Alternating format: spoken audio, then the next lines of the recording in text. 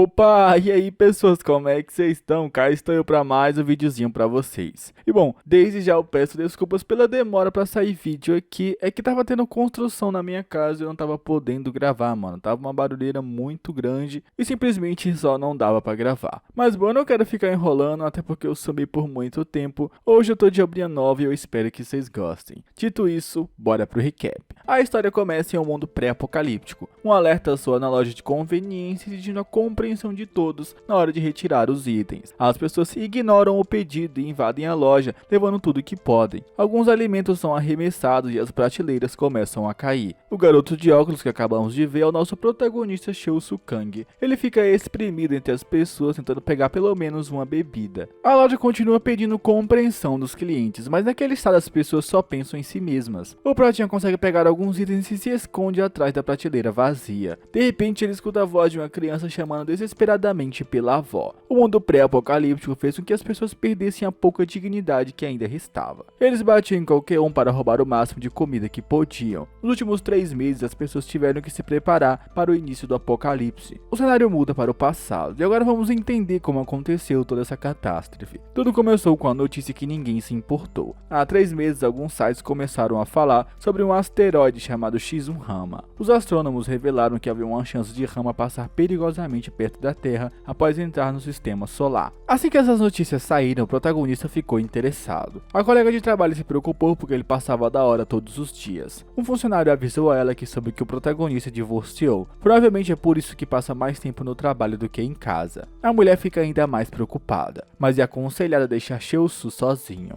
Naquela época, as notícias que Rama era apenas mais um pedaço de rocha flutuando no espaço se espalhou. Apenas os astrônomos estavam preocupados. Rama foi amplamente ignorado pelo público em geral. Algumas semanas depois, o asteroide mudou sua rota em direção à Terra, depois de entrar no sistema solar, e a televisão finalmente começou a falar sobre o assunto. O Pratinho ouviu a notícia junto com seus colegas de trabalho em uma loja de conveniência. A repórter diz que a Conferência Internacional de Desenvolvimento Espacial pretende redirecionar a trajetória do asteroide por meio de mísseis. Um engenheiro termonuclear chamado Taeku Kim é convidado a explicar o que está acontecendo. O homem agradece o convite. Shou-su olha fixamente para a televisão. Taeku explica que nesse momento uma rocha imensa com mais de 160 km de diâmetro está se aproximando da Terra a uma velocidade de 17,5 km por segundo. A repórter pede que ele detalhe melhor para o pessoal entender. O engenheiro concorda e fala que na velocidade em que o asteroide está se movendo, ele pode colidir com a Terra em apenas 6 horas. Taeku faz uma demonstração arremessando seu copo de café contra o da apresentadora. O copo atingido quebra e o engenheiro esclarece que a Terra ficará em pedaços se o asteroide colidir com ela. Nem Bunker será capaz de salvá-lo. A mulher olha assustada. Para piorar a situação, o engenheiro diz que mesmo que tentem fazer algo agora, é impossível impedir a colisão. Taeku acrescenta que a Conferência Internacional de Desenvolvimento Espacial está plantando falsas esperanças na mente das pessoas. É impossível que esses mísseis desviem a rota de Rama. Os colegas de trabalho do protagonista estão um pouco preocupados com essa informação. Os especialistas em asteroides parecem ter desistido. As pessoas na internet comentam que o fim do mundo está próximo. A colega de trabalho pergunta se eles acham que isso vai acontecer mesmo. Um dos funcionários responde que pretende voltar para a família se algo assim acontecer. A garota então pergunta a Shou-su se ele também está preocupado com os pais. O protagonista responde friamente que seus pais faleceram há alguns meses. Enquanto isso, a entrevista com Taeku continua e ela fala que o mundo teria chance de não ser afetado se o asteroide tivesse sido descoberto há pelo menos um ano atrás. Depois de algumas semanas, Rama continuou viajando em direção à Terra. O presidente da Conferência Internacional de Desenvolvimento Espacial foi obrigado a fazer um novo anúncio. Ele reafirmou que o plano de disparar simultaneamente todos os milhares de mísseis no espaço continua de pé. O objetivo é mudar a rota do asteroide com o impacto das explosões. O presidente confia no plano da organização e tranquiliza a população dizendo que essa crise vai passar. Os outros países apoiaram a ideia daquele presidente, não porque confiavam, mas porque não tinham nenhuma outra opção. Alguns seguidores da igreja pensavam de forma diferente da ciência. Os argumentos eram que o asteroide estava se dirigindo para a Terra por causa dos seus pecados, portanto todos deveriam aceitar o julgamento final. Em algumas placas estava escrito que aquele asteroide era uma bênção enviada dos céus. O Pratinho observou do carro os transeuntes preocupados com as notícias. Depois de tanto tempo eles começaram a se preocupar, mas não tinha mais nada que pudesse ser feito. O presidente Daniel prometeu que eles poderiam deter Rama, então podiam dormir tranquilos. Mas desde aquele dia tudo piorou. Agora as pessoas lutam entre si por comida e água. A cena volta para o momento atual, exatamente 3 meses depois do anúncio do asteroide. O protagonista se aproxima da senhora caída no chão da loja e oferece alguns mantimentos que pegou. De repente ele é atingido na cabeça por algumas pessoas que estavam estavam correndo para fora da loja. Cheosu acaba sendo pisoteado. Ele olha para os seus itens caídos no chão e vê aquela senhora que ajudou anteriormente. Ela não pensou em ajudá-lo. Na verdade, roubou todos os seus mantimentos e fugiu. O protagonista é deixado sozinho dentro da loja. Ele não conseguia acreditar na maldade das pessoas. Naquele momento, algumas latas de bebida que ficaram para trás batem em seu pé. Cheosu se levanta com o refrigerante na mão e deixa o dinheiro na caixa registradora. Ele se negou a roubar mesmo nessa situação, porque não achava que era justo. O garoto saiu da loja e assim que pisou no lado de fora, pôde ver com seus próprios olhos os mísseis de conferência serem disparados. O céu mudou completamente de cor. No início o mundo tinha esperança, mas naquele dia sentiram dúvidas. Vários destroços começaram a voar sobre os transeuntes após o lançamento dos mísseis. O protagonista voltou para casa com a certeza de que não teria outro dia. No final, a humanidade não conseguiu redirecionar a trajetória do asteroide. Cheosu resolveu dar uma olhada em seu álbum de fotos antes que tudo acabasse. Ele lembrou dos momentos felizes com sua família. Quando fechou o álbum, caiu uma foto de quando ele se formou. O protagonista olha para a varanda do apartamento e pega sua bebida. Ele caminha até lá e abre a lata. Alguns prédios ao redor começam a desmoronar. O fogo se espalha rapidamente. Falta poucos segundos para a rama entrar em contato com a Terra. Naquele momento, o protagonista levanta a lata de bebida para o céu e deseja saúde. Depois disso, o asteroide atinge a Terra e tudo fica escuro. Cheosu sente uma luz em direção ao seu rosto e abre os olhos assustado. Ele se vê de volta em seu quarto, com os livros acadêmicos espalhados e o uniforme escolar perfeitamente pendurado. O protagonista levanta da cama repetindo para si mesmo que tem certeza que o mundo acabou. Assim que olha para o lado, ele encontra um espelho. Cheosu Kang era um funcionário de escritório comum quando foi eliminado junto com a humanidade quando o asteroide Rama colidiu com a Terra, mas agora retornou para o seu eu de 13 anos. O protagonista demora a entender o que aconteceu. Seu quarto de quando era criança está do mesmo jeito. Então Cheosu tem a sensação de viver um flashback, ou no mínimo ele está assistindo a trajetória da sua vida diante de seus olhos antes de virar papel. O protagonista toca no computador e em alguns livros para ter certeza que é um sonho. Ele começa a suar frio porque percebe que conhece todo aquele material. O garoto senta na cadeira tentando recuperar o fôlego. Todos os itens daquele quarto ainda estão vivos em sua memória. Cheosu rapidamente tem uma ideia e liga o computador. Ele pesquisa sobre o asteroide X1 Rama, mas nenhum resultado foi encontrado. O protagonista pesquisa qualquer coisa relacionada ao asteroide e de novo não encontra nada. Ele tenta se acalmar e finalmente pensa na possibilidade de ter voltado no tempo. Mas essa ideia não faz sentido na sua cabeça. Ele acha que pode ter sido capturado por alienígenas. Talvez o seu DNA tenha sido removido e criar um clone seu. Para o protagonista faz sentido os alienígenas roubarem suas memórias e recriarem seu quarto. Nesse momento ele olha para cima e pergunta se tem alguém o observando. Não há resposta e Cheosu pensa em outra possibilidade. Agora ele acredita que foi enviado para um mundo alternativo. O garoto pensa em 1 milhão de teorias que expliquem sua volta no tempo, mas chega à conclusão que pode ter voltado sem nenhuma explicação. No início o protagonista pensou que aquela catástrofe poderia ter sido um sonho, mas as memórias de seus últimos momentos pareciam tão reais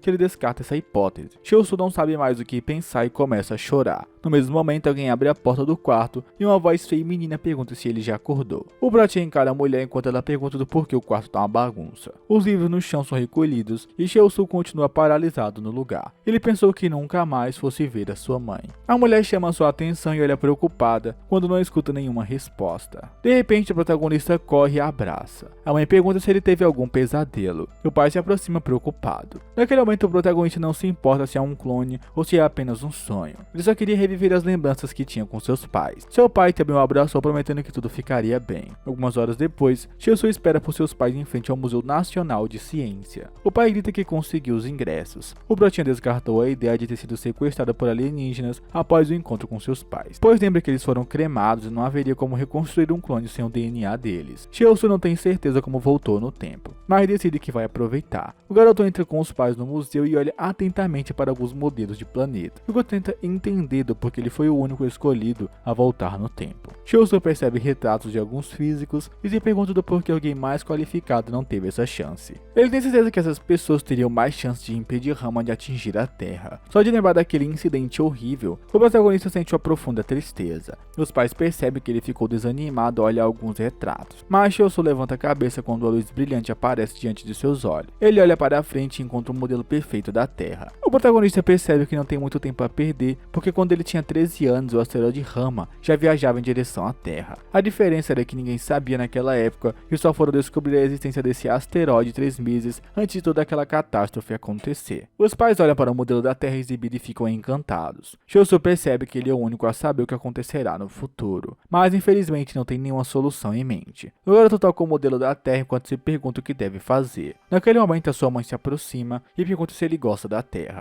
Shousu se assusta e seu pai pega o celular dizendo que é um ótimo momento para tirar uma foto. A mãe chama o protagonista para mais perto para que o modelo da Terra apareça na foto. Ele concordou e olhou para o pai. Naquele momento a repórter da televisão começa a falar sobre os planetas. De repente a memória de Shousu volta para o passado. E ele se lembra daquele engenheiro falando que tudo teria sido diferente se as pessoas soubessem sobre o asteroide pelo menos um ano antes. Essa lembrança deixa o protagonista em alerta. O pai então chama sua atenção e diz para ele sorrir para a foto. Shousu percebe que realmente pode haver uma solução para parar aquele asteroide. O mês se passa desde que o protagonista voltou ao seu passado. Agora ele ingressou na escola secundária Haesung. A professora entra na sala e dá boas-vindas aos novatos. Ela se apresenta como Yura. O protagonista tem algumas lembranças dessa professora e dos seus colegas de turma. Desde que voltou num tempo, suas memórias ficaram meio bagunçadas. Então várias lembranças voltam à sua mente em determinados momentos. Além disso, em algumas conversas com seus pais, o protagonista tem a sensação que eles já conversaram sobre aquilo. Naquele momento, a professora Yura decide fazer uma dinâmica para que todos os alunos possam se conhecer. Ela explica que vai chamar um aluno e ele deve se apresentar. O primeiro a ser chamado é Shousu. O protagonista fica de frente para todos os alunos e Yura fala que ele pode dizer o que quer ser quando crescer. Toda a atenção é voltada para o garoto. Ele fica pensativo sobre isso e lembra que na vida passada tinha um sonho desde criança. Mas agora que sabe o que vai acontecer no futuro, seu sonho mudou. Naquele momento, o protagonista olha para toda a turma e diz que sonha em se tornar um astrofísico. Yura o elogia e pergunta se ele pretende estudar algo específico. Shousu não consegue se livrar daquelas más lembranças. Então ele responde que deseja detectar antecipadamente os asteroides que estão se aproximando da Terra e destruí-los a tempo. Os alunos olham para ele com os olhos surpresos. Shousu continua falando que quer prever a trajetória de um asteroide para salvar o mundo. Yura responde que as chances de um asteroide atingir a Terra são mínimas. O pratinha diz que ainda assim pode acontecer. Alguns alunos começam a sussurrar que ele é louco e que deve ter assistido muitos filmes. Os outros dizem que é impossível que um asteroide atinja a Terra. Shousu já esperava essa reação. A professora tenta silenciar a todos. De repente, um aluno se levanta e grita que a tecnologia é incrível. Shousu fica surpreso pois não esperava apoio de ninguém. Naquele momento, o aluno que concordou com suas ideias foi até ele. O garoto toca a mão do protagonista e diz que também quer fazer tecnologia. A professora Yura diz a Taeko-kun para não atrapalhar o colega. Shousu rapidamente percebe o nome do garoto, que foi até ele e tem uma rápida lembrança do passado. Aquele engenheiro incrível que apareceu em todos os canais de televisão falando sobre o asteroide estava na frente dele. O protagonista não esperava encontrar Taeko em seu passado, principalmente estudando na mesma sala que ele. A professora continua tentando fazer Taeko voltar para o seu lugar, mas o menino fica tão animado em saber que existe alguém como ele que começa a gritar que a tecnologia é a torre do conhecimento. Taeko gira o protagonista enquanto diz que história e possibilidades futuras dependem da tecnologia. Um silêncio pairou sobre todos na sala. Shousu pergunta se ele entende. Taeko fala que entende que o protagonista quer se preparar para algo que talvez nunca aconteça, pois as chances são mínimas, mas mesmo assim quer estar preparado. Não é por isso que ele ama a tecnologia. O garoto acrescenta que o protagonista está usando tecnologia mesmo sem perceber. A professora entra na conversa e fala que o seu conceito é muito difícil de entender. Taeko responde que não é nada difícil e está pronto para explicar, mas Shousu interrompe e pergunta como ele deseja usar a tecnologia. O garoto responde animadamente que quer usar a teoria das supercordas. Em seguida faz um movimento de ondulação. Taeko fica animado enquanto o protagonista parece sério e diz que quer estudar foguete. Depois de todos os alunos se apresentarem, Taeko pergunta do porquê o protagonista não estuda a teoria das supercordas. O plano de Shousu é desenvolver um motor de foguete potente o suficiente para mudar a trajetória de um asteroide. Agora ele pensa na maneira de incluir Taeko no plano. Mas primeiro o protagonista responde que o problema com a teoria das supercordas é que é difícil provar. E isso através de experimentos reais. Ele também não gosta de trabalhar com teorias. Taeko grita que teoria é a melhor coisa. Shousu desenha um foguete no caderno enquanto explica que gosta de trabalhar com experimentos visíveis. possíveis. Taeku olha com atenção para o papel, enquanto o protagonista tenta convencê-lo de estudar motores de foguete. O garoto parece gostar do assunto e questiona se ele está pensando no sistema de propulsão dos foguetes. Cheosu responde que sim, mas atualmente a tecnologia de propulsão não é o suficiente para redirecionar um asteroide, por isso que seria mais interessante criar um motor termonuclear. Taeku pega o caderno de desenhos e pergunta se ele está pensando em um motor termonuclear com um núcleo líquido. Para o garoto essa ideia é quase impossível, pois os cientistas atuais não tiveram progresso nem com a tecnologia do núcleo sólido. Mas ele gosta da ideia e pergunta qual a velocidade do foguete se essa tecnologia funcionar. Cheosu responde que não fez nenhum cálculo ainda, mas o impulso será mais necessário que a velocidade. Taeku presume que ele tem pelo menos uma estimativa, e o protagonista responde trêmulo que espera 10% da velocidade da luz. O garoto olha para ele e em seguida verifica o caderno de novo. Depois grita animado que isso é tecnologia. Ele pede permissão para estudar a sua ideia. Seus olhos até brilham esperando uma resposta positiva. Por outro lado, o protagonista ainda tenta entender de que tecnologia Taeku está falando. Mesmo assim, ele aceita a ajuda do futuro engenheiro termonuclear. 20 anos se passam e a cena muda para uma casa bagunçada. A voz na televisão anuncia que a contramedida contra Rama falhou. Cheosu e Taeku escutam a Conferência de Desenvolvimento Espacial anunciar o fim do mundo. A contramedida mencionada anteriormente contra o asteroide Rama era usar um sistema de propulsão de foguete para mudar a trajetória do asteroide. Naquele momento, o protagonista olha para Taeku e pergunta se ele não disse que estava tudo indo bem. A repórter explica na televisão que o plano foi considerado inviável devido aos limites tecnológicos. Além disso, o principal cientista do projeto, chamado Taeku Kim, assumiu a responsabilidade por esse fracasso e deixou o cargo. Taeku cai na gargalhada ao descobrir a sua demissão pela televisão. A repórter finaliza as notícias dizendo que agora a Conferência Internacional de Desenvolvimento Espacial usará os mísseis como último recurso. O Brotinha olha para o companheiro e percebe sua tentativa de esconder a frustração por trás daquelas risadas. Taeku muda o canal da TV, enquanto diz ao protagonista que nenhum dos especialistas acreditou em suas afirmações, exceto por ele. Cheosu foi a primeira pessoa a descobrir sobre o asteroide X1 Rama e até deu algumas entrevistas, mas não foi convincente o suficiente. Assim que deixou a escola, o protagonista se tornou um astrônomo e descobriu o asteroide 3 anos antes. Seus cálculos foram precisos, ele avisou o mundo sobre as consequências de Rama atingir a Terra, mas não foi suficiente para chamar a atenção das pessoas. Taeku acrescenta que para o mundo, Cheosu era apenas um astrônomo qualquer que apareceu na TV e disse que o asteroide era uma ameaça. As pessoas ignoraram e pensaram que o protagonista só queriam tirar dinheiro delas. Taeku diz que mora com ele há muitos anos e sabe que o garoto nunca faria isso, mas entende que para todos é uma loucura ouvir que um pedaço de rocha que estava longe iria se chocar com a Terra. O governo também não se importou com as suas informações. Agora que não tem o que fazer, simplesmente desistiram. Eles perceberam que deveriam ter acreditado no Prota e que agora já era tarde demais. Cheosu ouve em silêncio as reclamações do amigo. Taeku continua falando que o governo teve que recorrer a um recurso fracassado chamado de disparar mísseis. Cheosu pergunta se o cara não estava trabalhando no motor do foguete. Taeku responde que os outros especialistas se recusaram a cooperar. Eles ignoraram suas instruções sobre como construir as peças e os diretores só estavam envolvidos porque queriam obter influência política. Foi por isso que Taeku não conseguiu terminar o motor. O protagonista pergunta em voz alta do porquê ele não contou antes que estava tendo esses problemas. O cara tenta dar algumas desculpas, mas assume que não falou nada por causa do próprio orgulho. Cheosu pergunta irritado se ele escondeu a única chance de sobrevivência por causa de orgulho. Taeku grita que era muito importante para ele terminar esse projeto. Ele queria mostrar ao público ao melhor amigo que poderia fazer isso, mas infelizmente não foi como ele pensou. O Brotinha coloca a mão no rosto tentando evitar o choro.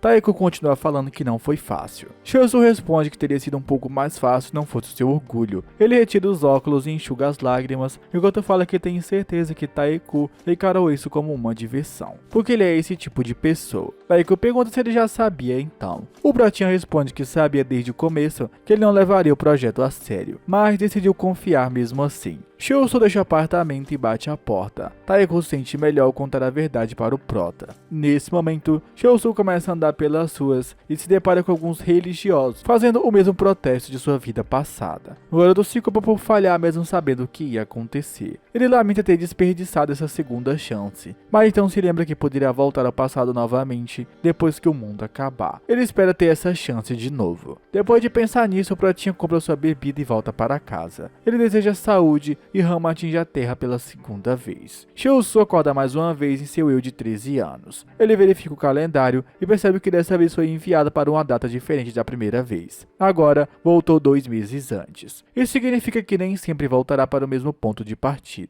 Alguns dias depois, Shiosu foi para a escola e ficou isolado dos alunos. Yuri percebe que o garoto está focado em seus livros. Ela gosta de ver o protagonista estudando, mas também se sente mal por vê-lo sem amigos. Taeku se diverte com os colegas quando de repente a sua atenção é atraída para o prota. Ele se aproxima aos poucos. Enquanto isso, Shiosu tenta recordar o que estudou em sua vida passada, mas infelizmente não lembra de nada sobre astronomia. Para piorar, vai ter que aprender tudo sobre motores de foguete novamente do zero. O protagonista olha um pouco para o passado e sente que foi um astrônomo irresponsável, pois avisou sobre o asteroide 3 anos antes e depois disso não fez nada de construtivo para ajudar a deter o asteroide. Ele se culpa principalmente por ficar parado enquanto o fardo de parar o asteroide caiu somente sobre os ombros de Taeku. Neste momento, Shiosu volta sua atenção para os estudos e busca uma solução que possa alterar a trajetória do asteroide. De repente, uma voz pergunta como está sua tecnologia. O protagonista se assusta com Taeku e responde que está memorizando fórmulas de conversão. Taeku diz que isso se tornará natural se eles apenas entenderem de tecnologia. O protagonista responde que só quer memorizar para usar imediatamente. Taeku continua defendendo a ideia de que é possível escrever as fórmulas sem memorizá-las, sem entender de tecnologia. Shiosu pensa em contradizê-lo, mas sabe que vai perder tempo e decide deixar isso de lado. O humor de Taeku muda quando ele percebe alguns livros de faculdade na mesa do prota. Shiosu pede que ele o deixe em paz. Depois disso, os dois se afastam. Um mês depois, a aula chega ao fim e os alunos começam a se dispersar para o refeitório. O protagonista se prepara para ir embora quando escuta Taeku ser elogiado por se juntar à equipe profissional de Mooncraft. Shiosu ouve o colega se gabar de ter recebido várias ofertas de equipes profissionais. Por enquanto, Taeku é apenas um estagiário no jogo, mas pretende se tornar o capitão da equipe futuramente. Alguns minutos depois, o protagonista consegue se aproximar de Taeku depois que seus amigos saem. Ele pergunta se o cara não tinha dito que o seu sonho era lançar foguetes. Taeku responde que o seu sonho também mudou. Depois de dizer isso, ele o deixa sozinho. Algum tempo depois, os alunos voltam para a sala e a professora avisa que hoje eles vão estudar as mudanças da massa durante as reações químicas. Taeku sente sono com esse assunto. O protagonista não gosta da personalidade que o cara tem nessa nova vida. A aula termina e Shiosu não para de pensar que Taeku continua o mesmo irresponsável de sempre. Ele decide que nessa vida não contará com a ajuda de ninguém para parar aquele asteroide, porque vai fazer isso sozinho. 20 anos se passam.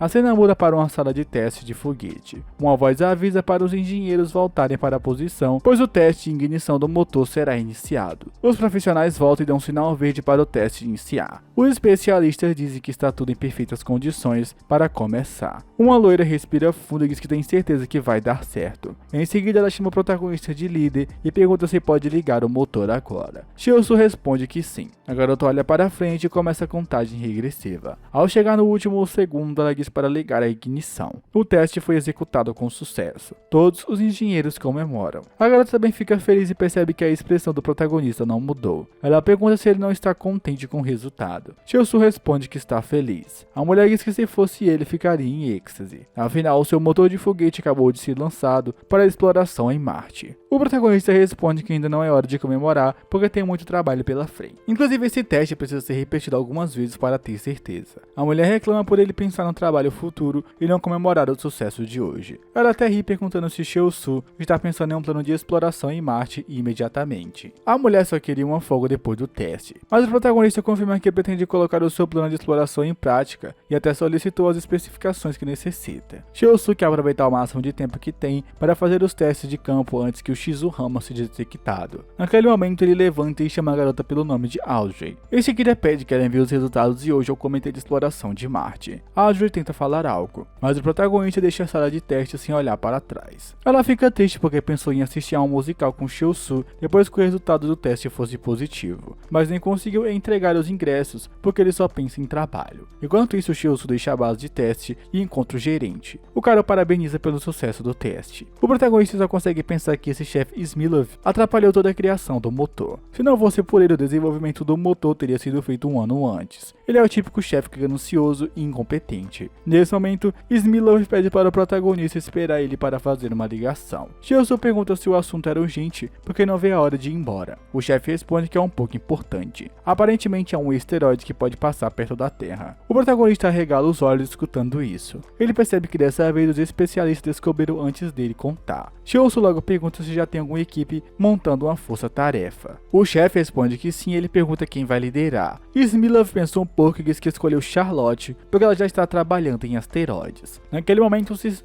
o silêncio toma conta do local. O chefe sabe que o protagonista queria liderar, mas ele acha que Charlotte é a melhor nesse caso, porque ela é especialista na área. Então o protagonista pode continuar na base de testes. Chiosu implora para que o chefe escute. Ele fala que a equipe de força-tarefa também precisa de um especialista em motores. O garoto mostra alguns documentos de pesquisa e pede que Smilov dê uma olhada. Segundo a pesquisa, há pelo menos 10 asteroides que podem colidir com Rama. Algum tempo depois, a cena muda para a equipe de força-tarefa. Eles estudam os asteroides que podem colidir com Rama ou com a Terra. Charlotte deixa claro que não acha que terá grandes problemas para resolver o assunto. O protagonista esperava essa resposta óbvia. Charlotte responde que já tem um plano em mente. Chiosu questiona se ela está planejando redirecionar o asteroide com mísseis. A mulher revela que sim e acrescenta que essa é a solução mais segura e econômica. No entanto, o protagonista responde que o impacto nuclear não será o suficiente. Charlotte pergunta qual é o seu plano então. Chiosu diz que o mais provável agora é instalar motores de propulsão termonuclear na superfície de Rama e o empurrar para longe da Terra. Charlotte concorda que esse plano é melhor,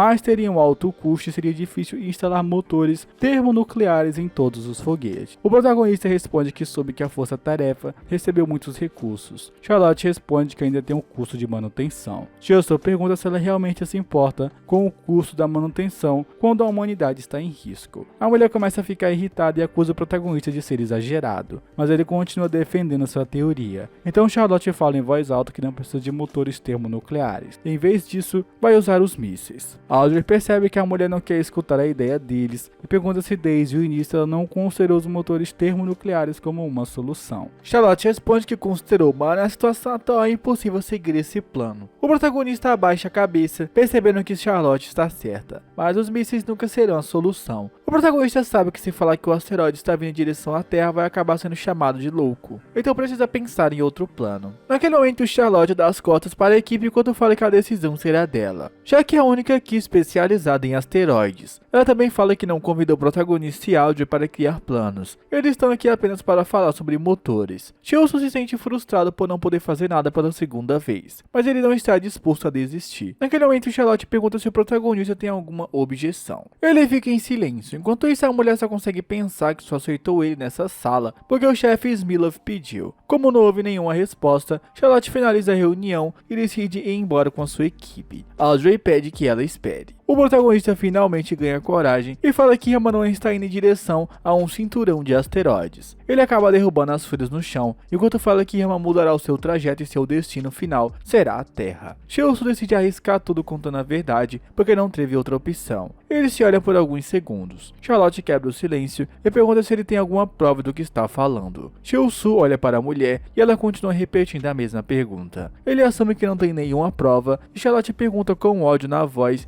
se ele acha que todos vão confiar em suas palavras. Ela começa a acusar Chiosu de querer atenção quando todo mundo naquele local está preocupado com a segurança da Terra. Charlotte também fala para ele controlar um pouco o ego. Depois disso, ela ordenou que o protagonista nunca mais chegasse perto de uma reunião da força-tarefa. Audrey olha assustada para o que acabou de acontecer. Ela se preocupa com o protagonista e quando olha percebe que ele está tremendo. Chiosu não desistiu de convencer as pessoas sobre Rama. Ele só fica perdido sobre como vai fazer isso. Talvez falar sobre um apocalipse deve ser o suficiente. Audrey olha assustada para Chiosu. Um pouco mais tarde naquele dia, o brotinho decide beber em um bar para esquecer o que aconteceu algumas horas atrás. Naquele momento, o homem entrega o cartão da revista Magazine. Ele se apresenta como Oliver Townshend, repórter da revista. Oliver recebeu a ligação do protagonista para encontrá-lo naquele bar. Ele deixa claro que a sua revista não é científica, mas está ansioso para saber do porquê um membro da Conferência de Desenvolvimento Espacial chamou aqui. Chiosu bebe todo o álcool que responde que Oliver não precisa se preocupar, pois todos no mundo estarão interessados no que ele vai contar. Alguns dias depois, o protagonista é atingido no rosto com algumas revistas. Alguém está perguntando se ele ficou louco. Cheo-Soo sai algumas manchetes depois daquela revista, onde afirmou que a Terra está ameaçada por algo chamado asteroide Rama. A revista também afirmou que esse comentário veio do membro da Conferência Internacional de Desenvolvimento Espacial. O protagonista disse a todo momento que a Terra será destruída se eles não fizerem nada. Infelizmente, aquela revista chegou no chefe Smilov e ele ficou irritado pelas palavras do Prota. O homem o acusou de ficar louco e vazar várias informações internas na Conferência de Desenvolvimento Espacial. O protagonista pede desculpas e fala que não foi sua intenção. Mas Smilov diz que isso não importa porque agora ele já manchou a reputação da organização. Os outros funcionários escutam o chefe gritar do lado de fora da sala. Cheo-Soo começa a organizar as suas coisas depois de ser demitido. Naquele momento, Audrey invade a sala e pergunta ao Prota se o repórter tirou suas falas de contexto. Ela tem certeza que a revista escreveu aquelas bobagens para se promover em cima da organização dele. Cheo-Soo olha para ela e responde que nada foi tirado de contexto. Ele confessa que fez a entrevista sabendo exatamente o que aconteceria nos artigos. Audrey fica surpresa e pergunta do porquê ele fez isso. Cheo-Soo vira as costas e anda na direção oposta. Ela corre atrás dele e pergunta o que o garoto fará agora. O Protinha responde que aproveitará o seu tempo livre para contar ao mundo sobre a ameaça que Rama apresenta. Audrey não acredita que ele vai dar mais entrevistas. Cheo-Soo diz que pretende fazer exatamente isso. Ela o lembra que a organização pode processá-lo. O protagonista responde que existe chance mesmo. A garota olha tristemente ele indo embora e pergunta se pode fazer algo por ele. Cheo-Soo entra no elevador e responde que ela não pode fazer nada. A cena muda para alguns dias depois. Uma garota chamada Evelyn apresenta seu talk show. Ela apresenta um convidado especial de hoje que está no topo das principais notícias da semana. A garota muda para o protagonista e Evelyn o apresenta como cientista líder da equipe de motores nucleares na Organização de Desenvolvimento Espacial. Cheo-Soo corrige a apresentação dizendo que agora é um ex-líder de equipe. Evelyn continua a entrevista e pergunta se ele está aqui para contar sobre uma raça alienígena mantida em sigilo pela Organização Espacial. Cheo-Soo responde que não se trata de civilização alienígena. Ele quer falar sobre o asteroide Rama. O protagonista tenta alertar sobre o perigo de Rama vir em direção à Terra. Evelyn força um drama enquanto pergunta se tem chance de atingi-los. Cheo-Soo responde que sim. A garota questiona zombeteriamente o que o especialista em motores entende sobre asteroides e pede alguma evidência. Cheo-Soo concorda que não é um especialista em astronomia, mas ainda pode fazer variações com base em dados pré-existentes. O protagonista conta como usou alguns dados científicos para chegar àquela conclusão. A plateia não entende nada do que ele fala. Os cinegrafistas parecem perdidos também.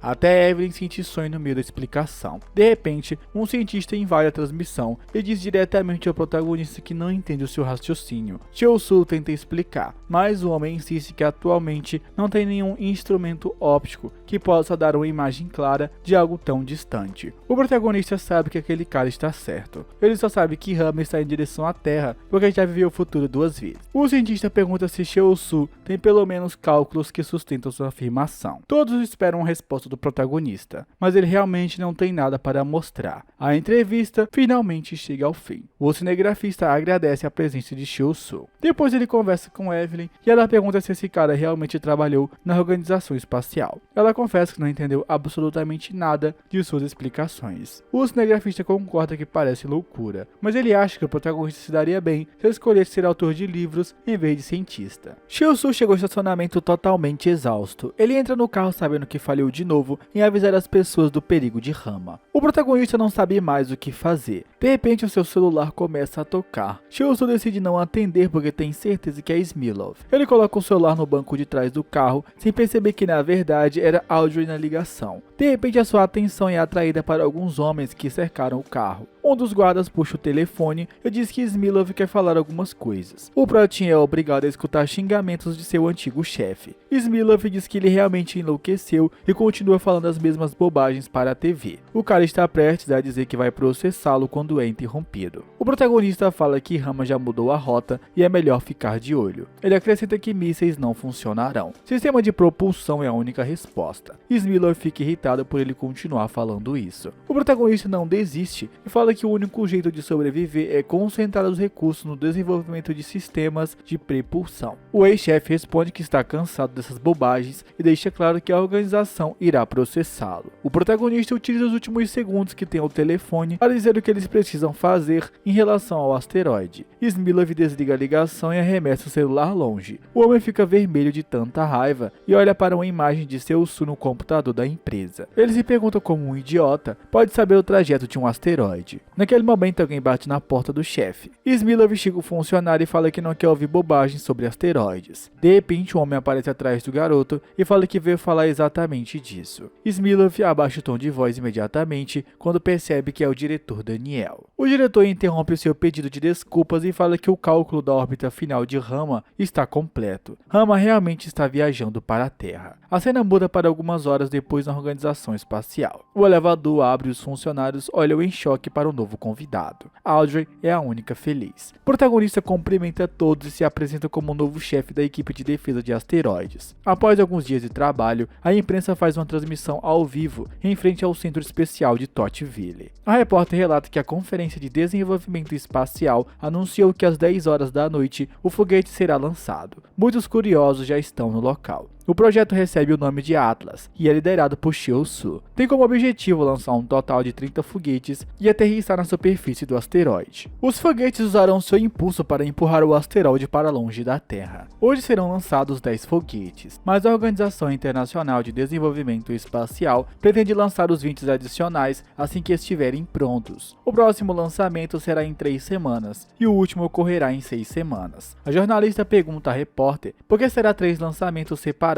em vez de lançá-los todos de uma vez. A repórter responde que é por causa do formato distorcido e alongado de Rama. Cada foguete usará um mecanismo de pouso especial para aterrissar em vários pontos do asteroide. A jornalista elogia o método criado. Algumas horas se passam e finalmente chega o momento do primeiro foguete ser enviado. Uma contagem regressiva começa na base. Os engenheiros decolam o foguete enquanto os especialistas acompanham o voo. Os motores parecem perfeitos e o foguete deixou a Terra com sucesso. Cheo-su e Audrey acompanham a viagem através das câmeras. No dia seguinte, Audrey comemora que os 10 foguetes foram lançados com sucesso, mas como podemos ver, Cheo-su não tem tempo para conversar. Ele diz a alguém no telefone que o 13º foguete está estranho, parece que há um problema com a válvula L3 ou N1, então pede que o engenheiro substitua ambas as válvulas porque o foguete precisa estar em perfeitas condições para o próximo lançamento. O engenheiro acha que isso é um detalhe insignificante. O protagonista grita perguntando se o cara está louco. Se houver algum erro, o foguete explodirá na atmosfera e os danos serão devastadores. O engenheiro tenta argumentar, mas Cheo-su perde a paciência e demite ele. Agora o protagonista finalmente percebe que o que Taeko falou sobre esses especialistas era verdade. Talvez fosse melhor se o amigo estivesse aqui agora. O Pratinha lembra da última discussão deles na vida passada e decide que vai seguir sozinho. Naquele momento ele finalmente percebe Audrey no canto da sala e pergunta se aconteceu alguma coisa. O rumor da garota já mudou e ela apenas repete a informação sobre o lançamento dos 10 foguetes terem sido bem sucedidos. Cheo-su responde vagamente que isso é bom, enquanto confere o horário e pergunta se ela tem algo a mais para dizer. A garota responde que não. O Brotinho então agradece pelo trabalho e diz que ela já pode ir. Em seguida, o seu telefone toca e ela atende a ligação. Audrey olha tristemente para Cheo-su e deixa a sala. 3 semanas depois, acontece o segundo lançamento. Cheo-su e Audrey já estão olhando as câmeras, enquanto o diretor mantém os olhos fixados no Prota. Eles são informados que a aterrissagem foi bem sucedida. Agora o sistema de propulsão 10 será fixado no lugar. A ordem é dada para o início da perfuração. O rosto do protagonista não parece nada bem e Audrey percebe isso. Ela fala que a missão está indo bem e talvez seja melhor ele ir para casa descansar. Cheo-su responde que não será necessário. A garota tenta dizer que ele é a peça principal da missão e será ruim se ele ficar doente. Mas o protagonista continua olhando para a transmissão ao vivo enquanto fala que eles não podem cometer nenhum erro. Naquele momento, o último projétil é fixado no asteroide. Audrey abraça o protagonista e comemora. Os outros funcionários pulam de alegria. Finalmente um sorriso aparece no rosto do Prota. Agora basta usar o sistema de propulsão. De repente uma notícia ruim chega. Os funcionários relatam que há um erro com o Atlas R10. A força gravitacional no local é mais forte do que eles esperavam. O Protinha pergunta se existem áreas semelhantes perto dos locais de pouso dos outros sistemas de propulsão. O engenheiro responde que não. Audrey analisa a transmissão e diz que não tem certeza se dá para puxar o Atlas de volta e aterrissá-lo em outro lugar. Ele pode escorregar e cair. A razão para o erro é que o foguete aterrissou na superfície do asteroide Rama, que é mais íngreme do que eles pensaram. Audrey pensa numa solução.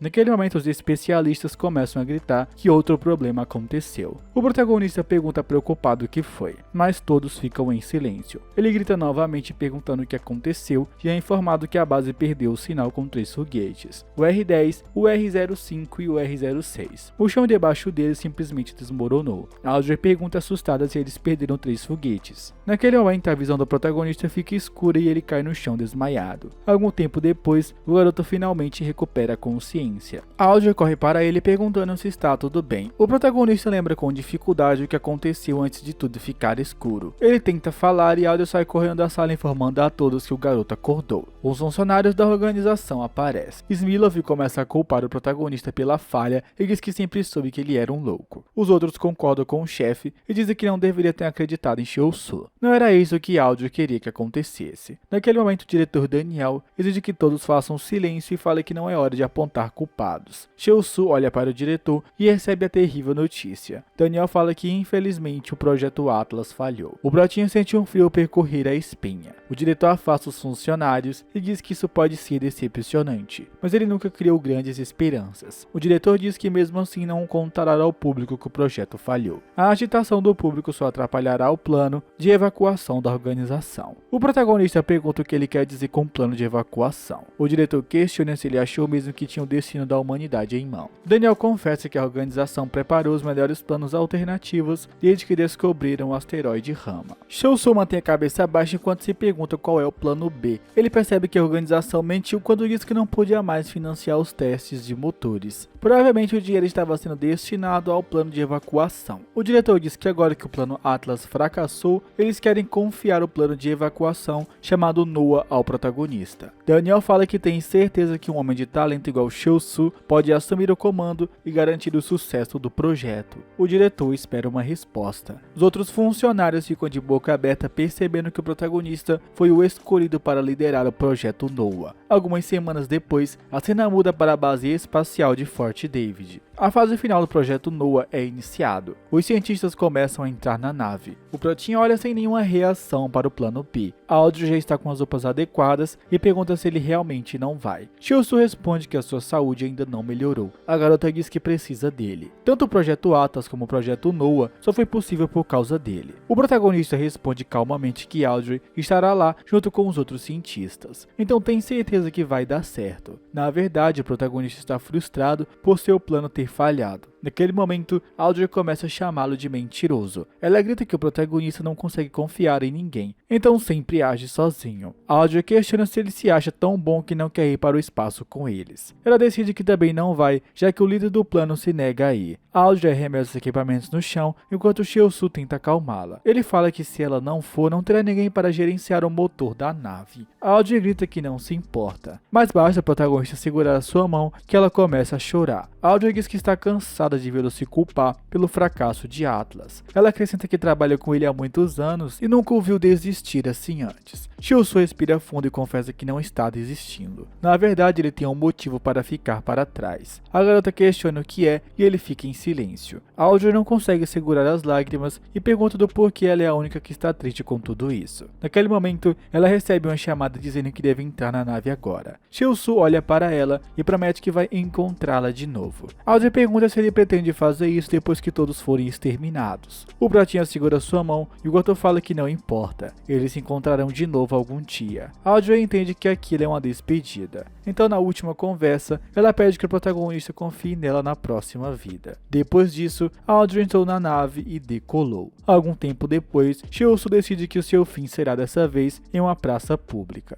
Ele abre a lata de refrigerante enquanto dá adeus à terceira chance. O asteroide atinge a Terra pela terceira vez vez e tudo fica escuro novamente. Momentos depois, o Prota abre os olhos e se encontra novamente no seu passado. Do lado de fora, a mãe pede que ele levante porque está quase na hora da escola. A cena muda para alguns anos depois. Cheol-soo assiste os alunos se divertirem durante o intervalo da escola. Ele entendeu que detectar o asteroide mais cedo ou prever corretamente o seu curso não evitará a catástrofe. Os avanços na tecnologia de motores também não fará diferença. Dessa vez, o protagonista se sentiu mais perdido do que nunca, já que todas as vezes anteriores ele tentou algo diferente e falhou. Cheol-soo já aprendeu que não pode contar com Tae-Koo e nenhuma imprensa. Naquele momento, a imagem de Audrey aparece na sua cabeça. Nos últimos momentos da garota, ela pediu para ele confiar nela caso se encontrassem novamente. De repente, o protagonista é tirado de seus pensamentos por uma voz que pergunta se ele não está estudando tecnologia. Cheol-soo se assusta e percebe que Tae-Koo está irritado. O garoto não para de perguntar se ele desistiu de estudar tecnologia. O protagonista olha em direção aos livros acadêmicos e fala que desistiu. Ele acha que não faz mais sentido estudar motores. Tae-Koo não consegue acreditar nisso, mas Cheol-soo diz que realmente desistiu porque perdeu o interesse. Um silêncio constrangedor paira no ar. O Protinha se pergunta se era tão óbvio assim que ele estava mentindo. Tae-Koo pergunta com raiva se depois que roubou a tecnologia de outra pessoa, ele vai desistir no meio do caminho só porque não acha mais divertido. Cheol-soo pergunta confuso como poderia roubar a sua tecnologia se Tae-Koo desistiu de trabalhar com isso porque preferiu virar jogador profissional. O cara tenta argumentar, mas percebe que realmente está errado. Tae-Koo então senta na cadeira e fala que a tecnologia significa o melhor. Em seguida aponta para ele mesmo e diz que ele é o melhor. O Brotinha fala que não entendeu nada da comparação. O cara responde que significa que ele é o melhor. Cheol-soo pergunta se Tae-Koo se sentia ameaçado por ele. O cara confessa que é exatamente isso e acusa o protagonista de ser lento para entender as coisas. Ele explica que Cheol-soo estava estudando tecnologia em um ritmo tão assustador que ele sentiu que nunca poderia alcançá-lo. Tae-Koo fala que sempre que olhava para o Prota, percebia que ele estava à sua frente, se tornando tudo o que ele tinha sonhado. Tae-Koo criou várias imagens do protagonista em sua cabeça, onde ele era completamente cruel. Cheol-soo faz um resumo de tudo que escutou e fica desanimado. Ele percebe que Tae-Koo desistiu do próprio sonho porque nunca se contentaria em ser o segundo melhor. Esse foi o motivo pelo qual o garoto decidiu ser um jogador profissional. Tae-Koo tinha certeza que seria o melhor naquele campo. O garoto confirma sua linha de raciocínio. Isso também faz o protagonista entender que o colega vai voltar a estudar sobre motores só porque ele desistiu. Tae-Koo responde que sentiu falta de pensar em como fabricar motores. O protagonista abaixa a cabeça frustrado, pensando em quão estúpido esse cara é. Tae-Koo continua sua comemoração de vencedor. Cheol-soo diz que vai deixar esse assunto para ele então. De repente, os dois são interrompidos por um grito feminino. Uma garota ruiva pede mais tempo para pagar a sua dívida, mas a menina de cabelo preto fala que já deu tempo suficiente, então manda a garota parar de fugir e entregar o dinheiro dela. O protagonista reconhece a garota de cabelo preto como Yumi Gong. A cena muda para o passado, quando a professora deu as boas-vindas ao primeiro dia do novo semestre. Em seguida, chamou Yumi para se apresentar. Yumi foi direta e disse que seu sonho era ser a pessoa mais rica do planeta. Ela já tem alguns investimentos e também consegue empréstimos. Então avisa a todos os alunos que se eles precisarem de dinheiro é só falar com ela. O empréstimo é cerca de 1,5% de juros por mês. A garota deixa claro que se não fizerem os pagamentos em dia, ela arrancará esse dinheiro de qualquer jeito. Essa afirmação deixou todos os alunos chocados. A professora tenta encerrar a apresentação o mais rápido possível, mas Yumi continua. Ela vai até a lousa para explicar como funciona um extrato de empréstimo. A professora diz que ela não precisa fazer isso e a manda voltar para o seu assento. Foi naquele dia que o protagonista descobriu a existência de Yumi, e também soube que todos naquela escola a achavam desagradável. Alguns rumores diziam que ela forçava os devedores a trabalhar para ela. Outros falavam que ela processava as pessoas por não pagarem seus empréstimos. Mas existia um boato de Yumi que deixava todo mundo com medo. Diziam que ela marcava os devedores e eles ficavam com a classificação de crédito ruim para o resto de suas vidas. A cena volta ao momento atual e os alunos se aproximam das garotas que estão brigando. A menina de cabelo ruivo se chama Sami e parece que ela precisa de mais alguns dias para pagar Yumi. Os alunos aconselham que ela faça isso logo porque Yumi não parece ser nada legal. Sami apenas dá as costas e vai embora. Acredita acreditando que os rumores sobre Yumi são falsos. Afinal, Yumi também é apenas uma estudante menor de idade, então era ridículo que ela pudesse realmente puni-los da forma que dizia. Parece que Sami estava certa, porque depois que todos vão embora, Yumi abaixa a cabeça tristemente. O protagonista também achou que aqueles rumores eram exagerados. No final da aula, Shiosu e Taeko foram responsáveis por limpar a sala e levar o dever de matemática para a sala dos professores, mas Taeko deixou o protagonista resolver tudo sozinho. De repente, quando Shiosu desce as escadas, ele ouve um grito de alguém dizendo que vai pagar por esse lixo.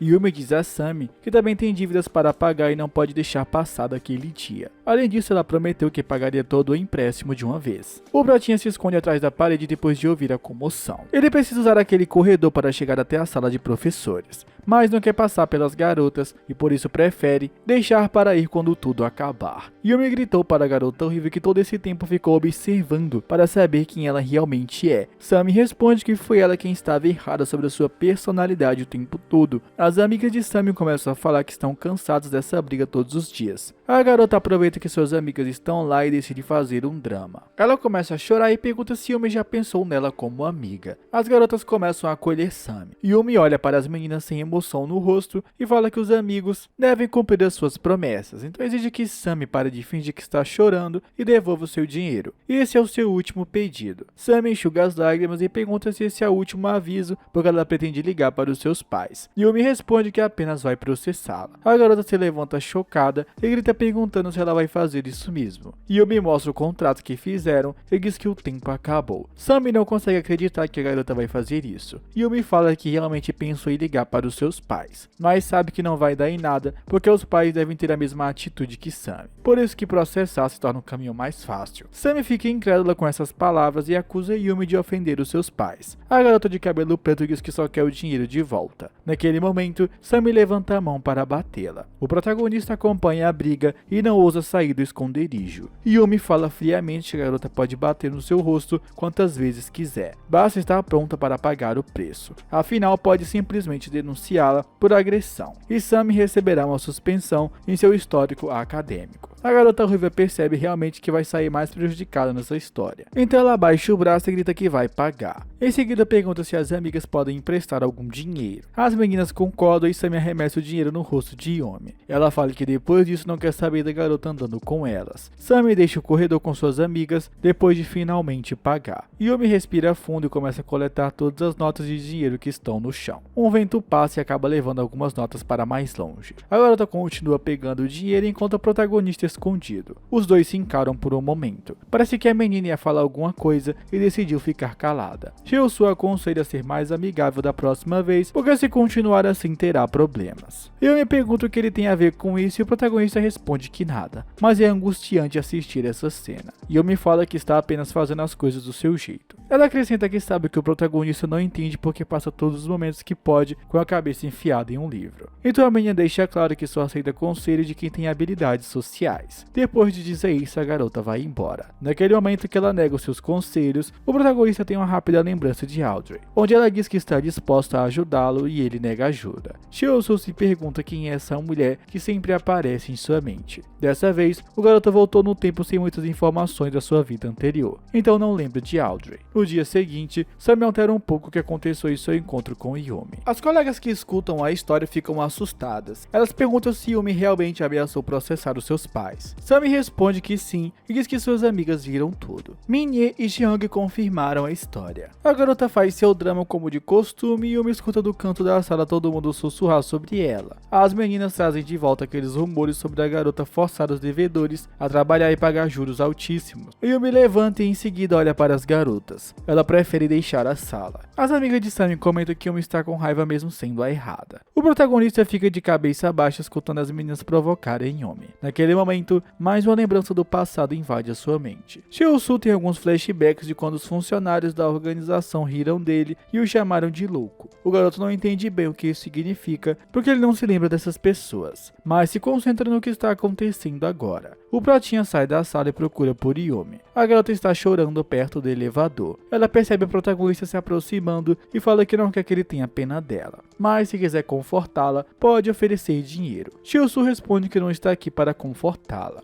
A garota vira em direção a ele esperando uma resposta. O protagonista fala que veio oferecer uma solução para o seu problema. Ela rapidamente questiona do porquê ele está fazendo isso. Cheol-soo ainda não tem todas as memórias do seu passado, mas pelos flashbacks é possível perceber que ele foi vítima de falsos boatos. Então ele está tentando ajudá-la por causa do que sofreu, mas sabe que não pode dizer isso para ela. Naquele momento, o protagonista mente dizendo que está ajudando, porque não consegue se concentrar em seus estudos quando a atmosfera da sala está daquele jeito. Essa resposta faz a garota cair na gargalhada. Ela vira o rosto não conseguindo conter o riso. O Brotinha fica surpreso porque não pensou que a garota sabia rir. Yumi respira fundo e pergunta qual será a solução. Cheol-soo começa a explicar. No dia seguinte, o sinal toca e os alunos começam a deixar a sala. Cheol-soo olha para a frente e Yumi faz o sinal de ok com a mão. Naquele momento, o plano dos dois começa. O protagonista vai até a garota e pergunta em voz alta se ela ainda empresta dinheiro. Os alunos olham para eles para acompanhar a conversa e Yumi responde alegremente que pode emprestar dinheiro para ele e pergunta de quanto precisa. Cheol-soo pede 2.000 won para ir em um cybercafé depois da escola. Ele promete pagar amanhã. De repente, Yumi começa a rir e pergunta se ele realmente só está pedindo 2.000 won. O Brotinha pergunta se ela faz pequenos empréstimos e a garota responde que sim, portanto que seja mais que 1.000 won. Yumi puxa um contrato enquanto fala que será 1,5% de juros ao mês. Cheol-soo rapidamente assina o papel. A cena volta para o dia anterior, onde o protagonista começou a criar um plano com Yumi para ajudar na reputação dela. O plano começava com um simples empréstimo de Cheol-soo. Naquele momento, Yumi fala em voz alta que conseguiu mais um cliente hoje. Em seguida, ela diz que vai ao banheiro. As meninas a seguem com o olhar e logo se aproximam de Cheol-soo. Sami pergunta do porquê ele fez isso e volta a dizer que Yumi é perigosa. Yumi fica escondida atrás da porta escutando as garotas falarem dela. O protagonista pergunta quais são os rumores que as meninas ouviram. Sami explica que ouviu dizer que Yumi manda pessoas ruins irem cobrar as pessoas que não pagam a dívida no prazo. Ela também aceita roupas e objetos caso não consigam quitar as dívidas. A garota conta diversos rumores que escutou e diz que não confia mais em Yumi. Então pede para o protagonista ter cuidado. Ele responde que entende, mas questiona se não seria mais fácil pagar a dívida em dia. Sami responde que de qualquer forma sente que tem algo errado com Yumi. Afinal, ela anda com pessoas ruins. O protagonista pergunta se Sami já viu Yumi com essas pessoas ou apenas escutou os rumores. Sami gagueja ao responder que não viu pessoalmente. Cheong entra na conversa e fala que Sami escutou isso de uma amiga que estudou com Yumi na escola primária. Sami concordou relutantemente. O protagonista encontra uma boa oportunidade para perguntar a Sami quem é essa sua amiga da escola primária. As três ficam em silêncio sem saber o que responder. Sami gagueja dizendo que não lembra o nome dessa amiga. Ela não entende do porquê o protagonista está fazendo tantas perguntas. Em seguida pergunta o porquê ele está defendendo tanto Yumi. Cheol-soo responde que não está defendendo. Acontece que ele ouviu rumores diferentes sobre Yumi. Sami logo pergunta quais são os rumores. O plano do protagonista com Yumi desde o início era espalhar boatos sobre ela, assim como as outras pessoas já fazem. Yumi ficou com medo dele inventar coisas ruins como todos os outros. Naquele momento, Cheol-soo conta a Sami que ouviu rumores sobre Yumi ser uma pessoa muito legal quando não há dinheiro envolvido. A verdade é que a garota faz tantos empréstimos que teme não receber nada de volta. Por isso ela se preocupa e pede o que é seu por direito. Mas ela é uma pessoa completamente diferente se não houver dinheiro envolvido. Sami pergunta surpresa quem contou esses rumores a ele. O protagonista responde que não lembra. A garota então pergunta se ele realmente quer que ela acredite em alguma coisa, quando ele nem lembra quem contou. Essa era a resposta que Cheol-soo esperava receber desde o começo. Durante o plano, ele contou para Yumi que deixaria furos na história de Sami. Então Yumi saberia que o momento certo de entrar seria quando ele apontasse. O protagonista segue o plano e naquele momento Yumi entra na sala. Ela pergunta do porquê deveria acreditar nos rumores de Sami, se ela nem lembra quem a contou. Sami fica surpreso enquanto o protagonista se faz de desentendido. Yumi pede para a garota trazer sua amiga do primário para contar sobre os rumores. Mas se ela não lembra dessa amiga, então será fácil acreditar nos boatos de Cheol-soo. Sami percebe que Yumi está certa. Naquele momento, os outros alunos começam a comentar que realmente tudo que ouviram são rumores. Nenhum dos rumores se tornou realidade até agora. De repente, alguém grita perguntando se foi Sami que inventou tudo isso. A garota ruiva se desespera e começa a gritar que presenciou alguns casos pessoalmente. Até seus pais foram ameaçados por Yumi. Ela olha para as amigas esperando que elas confirmem que viram tudo. As garotas começam a gaguejar enquanto confirmam que estavam lá. Sami aponta para Yumi dizendo que tem testemunhas e pergunta o que ela vai fazer agora. Yumi responde que realmente fez isso e fala que assume seus erros. Diferente de Sami, que continua espalhando rumores mesmo sabendo que são falsos. Naquele Naquele momento, Yumi pergunta a Jeong se ela lembra dos rumores que surgiram que ela havia colado no teste. Min-hye também suou para explicar que não comprou o tênis com o dinheiro da turma. Nesse momento, Yumi diz que foi Sami quem estava espalhando todos esses rumores. A turma toda olha para a garota. Sami fica nervosa e pergunta se Yumi tem alguma testemunha ou prova. Min-hye confessa que lembra de ouvir Sami falar algo sobre Jeong colar em uma prova. Jeong decide abrir a boca e fala que também ouviu Sami acusar Min-hye de comprar tênis usando as despesas operacionais da classe. No final, suas amigas expuseram tudo que ela fez nos últimos anos e todos os rumores inventados. Sami assume que realmente mentiu em muita coisa, mas é verdade que Yumi insultou seus pais. Ela começa a chorar tentando convencer as pessoas que ela é a vítima. Yumi assume que foi longe demais, isso ao falar de seus pais no meio da confusão, mas não teria feito isso se Sami tivesse pagado as dívidas. A garota ruiva fica assustada ao ver a menina pela primeira vez, demonstrando sentimentos. A verdade é que Yumi também não fez questão de fazer o seu drama e diz que estava muito arrependida. Para completar o show, ela começa a chorar. Naquele momento, os alunos ficam ao lado de Yumi e acusam Sami de trapaça. Eles falam que a garota pediu o empréstimo, já sabendo que não ia pagar. Então inventou aqueles rumores para que Yumi saísse como errada. Sami não aguenta as acusações e corre para fora da sala. O protagonista não queria que tudo terminasse assim, mas aquela garota criou problemas para todo mundo e inventou diversas histórias. Então no final ela merecia o que estava acontecendo. Yumi é acolhida pelos outros alunos. Ela enxuga um pouco as lágrimas e olha para trás, fazendo careta para o prota, como se agradecesse pelo seu plano. Algumas horas depois, a aula chegou ao fim e os alunos foram embora. Cheolsu olha para a lata de bebida e fala que nunca pensou que ganharia algo grátis de Yumi. A garota responde que também sabe dar presentes às pessoas. Após conversar com Yumi, o protinha teve a sensação de ter confundido ela com outra pessoa em suas memórias. Agora ele teme que tenha confundido outras pessoas também. Cheolsu também percebe que dessa vez está demorando muito para criar um plano de salvar o mundo,